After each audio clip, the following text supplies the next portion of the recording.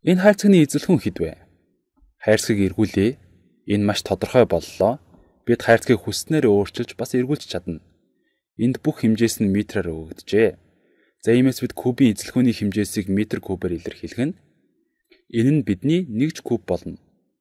Тэгэхээр бид урдын жишээн дээр харсан шиг энэ хайрцаг хэдэн метр куб гэдгийг бодож үзье. За энэ савны 3 хэмжээсийг хооронд нь үржүүлэх хэрэгтэй. Метр кубээр хэмжээг гаргахыг хүсвэл 6 метрийг 8 метрээр мөн 7 метрээр үржүүлээд тодорхой метр куб болно. За энэ нь хэдвэ гэдгийг бодож үзцгээе. 6-г 8-аар үржүүлвэл 48 болно. За үүнийг цээжээр хийж болох хэсгийг харъя. За 48-ыг 7-оор үржихээр 7-г 40-оор үржүүлвэл 280 болно.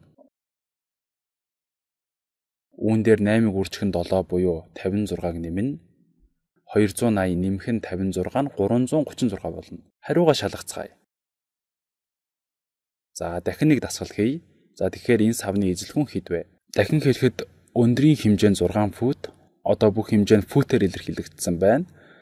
За бидэнд уртыг нь 4 фут гэж өгсөн. Өндрийг нь 4 футээр үржүүлье. За дараа нь өргөний 2 футээр үржүүлье. 6-г 4-оор үржүүлээд 24, 24-г 2-оор үржүүлээд 48, 48 фут куб гарч байна.